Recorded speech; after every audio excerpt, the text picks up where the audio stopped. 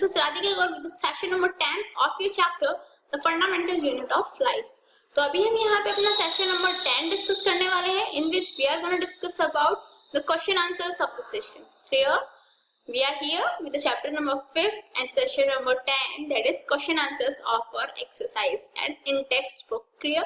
So let's start with question number 1. Who discovered cell and how?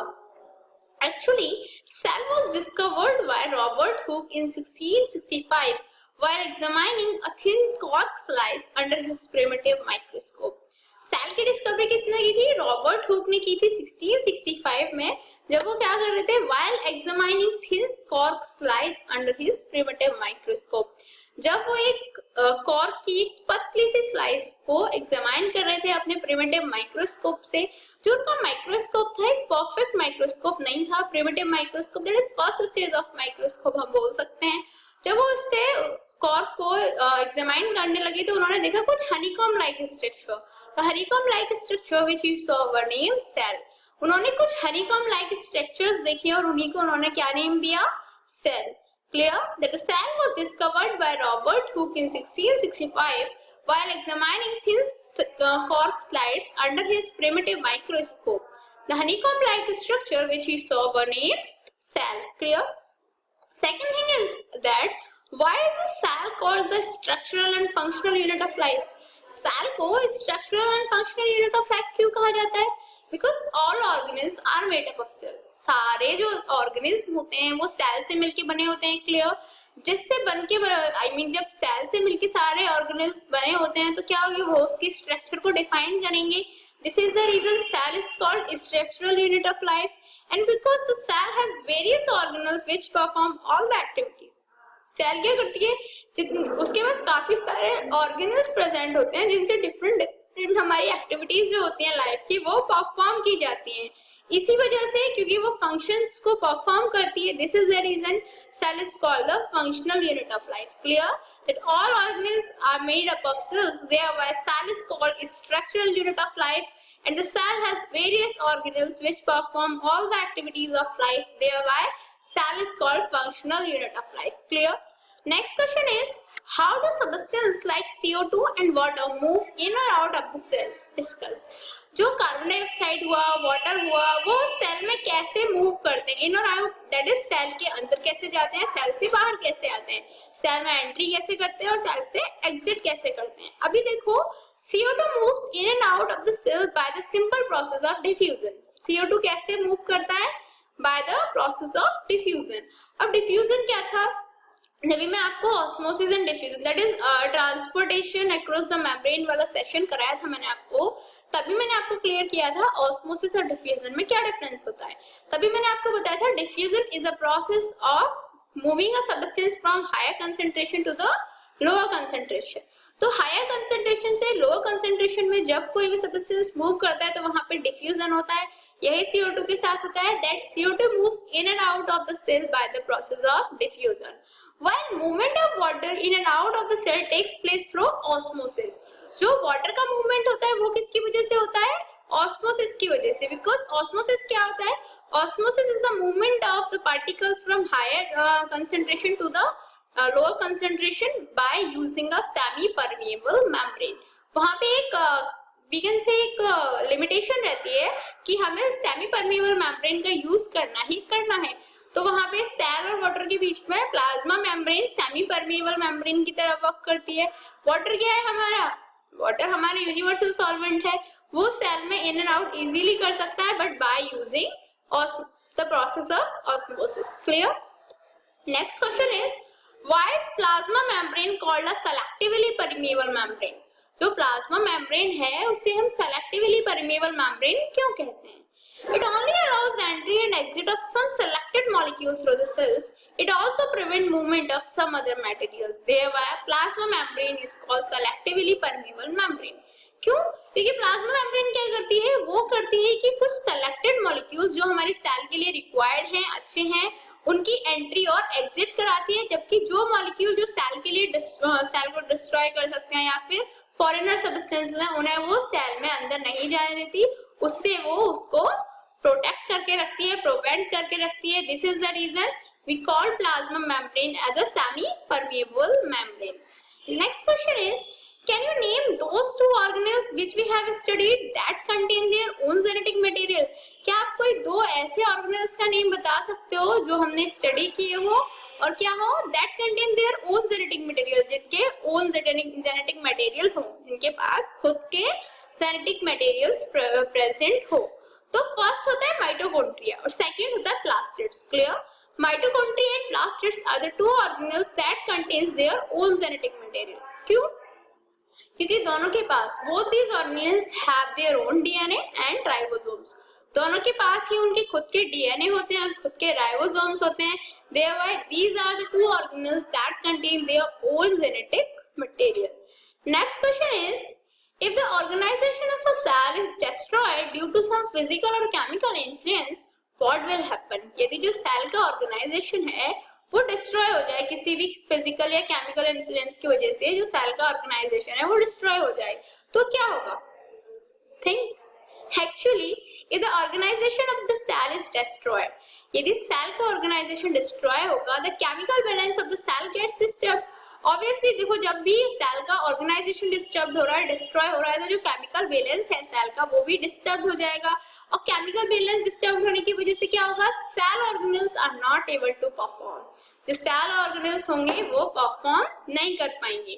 Clear हुआ? That if the organization of the cell is destroyed, the chemical balance of the cell gets disturbed and cell organelles are not able to perform. Next question is, why are lysosomes known as suicidal bags? जो lysosomes होते हैं उन्हें हम suicidal bags क्यों कहते हैं? Lysosomes are called suicidal bags because they contains enzymes. Lysosomes को suicidal bag हम इसलिए कहते हैं क्योंकि फर्स्ट तो उसमें एंजाइम प्रेजेंट होते हैं which help in digesting the dead cell organelles and sometimes the whole cell. उसकी वजह से क्या होता है, जितने भी हमारे डेड सेल ऑर्गेनेल्स होते हैं उन्हें वो डाइजेस्ट कर लेता है.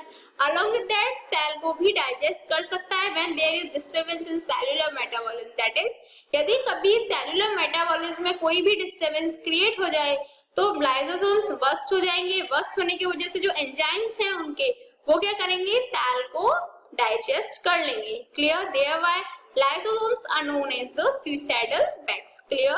That lysosomes are called suicidal bags because they are contain enzymes which help in digesting the dead cell organelles and sometimes the whole cell when there is disturbance in the cellular metabolism. Next question is, what are protein synthesis? Where are proteins synthesized inside the cell? Cell में proteins कहाँ पे synthesize होती हैं? तो proteins are synthesized in ribosomes. जो proteins हैं वो कहाँ पे सिंथेसाइज होती हैं? राइबोसोम्स में सिंथेसाइज होती हैं. क्यों? क्योंकि राइबोसोम्स जो है प्रोटीन्स के साइट होते हैं. सारी सिंथेसिस जो भी होती है प्रोटीन्स की वो राइबोसोम्स में ही होती हैं. क्लियर? तो कहाँ पे प्रोटीन सिंथेसाइज होती है? In the ribosomes. Next question is, what would happen if plasma membrane breaks down? क्या होगा यदि जो प्लाज्मा मेम्ब्रेन है वो ही टूट जाए? तो अभी बताओ प्लाज्मा मेम्ब्रेन क्या होती है? प्लाज्मा मेम्ब्रेन एक मेम्ब्रेन होती है जिसकी वजह से जो सेल ऑर्गेनेल्स हैं, जो साइटोप्लाज्म वगैरह वो सब एक तो मेंटेन रहता है, जो सेल है उसकी शेप मेंटेन रहती है और वो क्या करती है? कवरिंग प्रोवाइड करती है सेल को. बट यदि वो ब्रेक डाउन हो जाए तो क्या होगा? There will be no boundary to check the movement of ions और मॉलिक्यूल्स. कोई भी आयन है या मॉलिक्यूल है उनके मूवमेंट को चेकआउट करने के लिए वहां पे कोई भी बाउंड्री अवेलेबल नहीं होगी.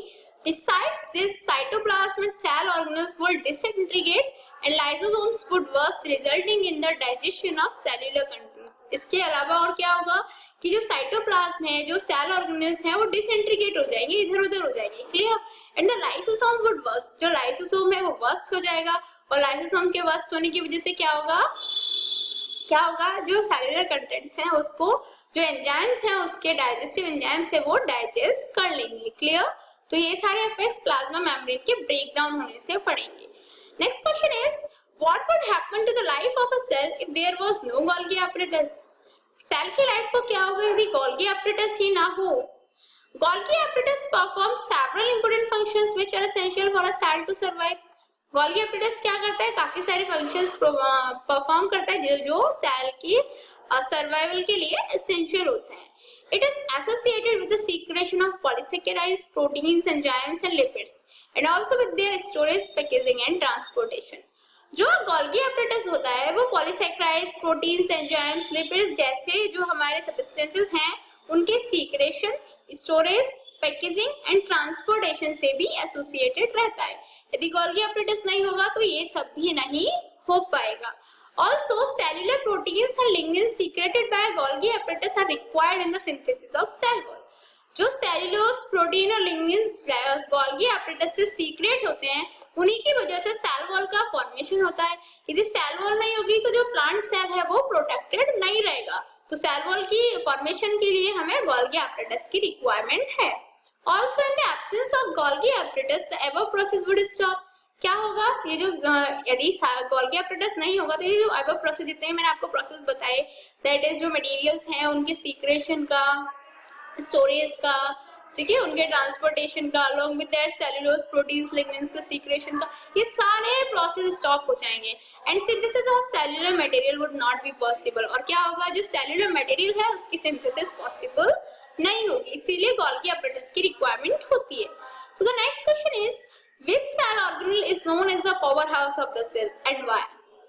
As I told you, mitochondria are called the powerhouse of the cell. Mitochondria को हम सेल का powerhouse कहते हैं. These are the sites of cellular respiration. ये cellular respiration की sites होती हैं and contain all the enzymes required for cellular respiration. और इनमें सारे enzymes होते हैं जो cellular respiration के लिए required होते हैं. यहाँ पे energy का formation होता है. They oxidize the energy rich organic components and form ATP, which is readily available source of energy for numerous cellular reactions.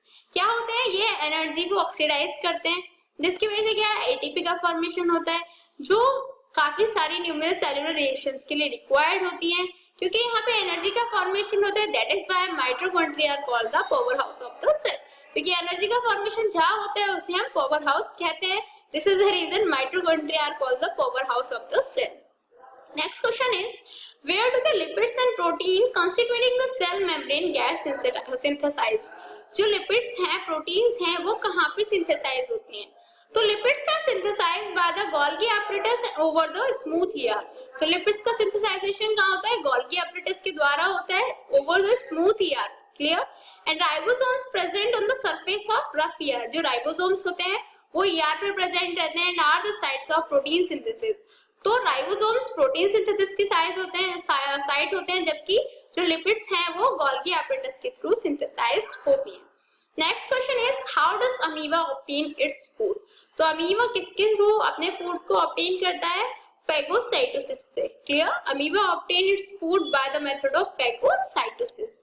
Next question is, what is osmosis?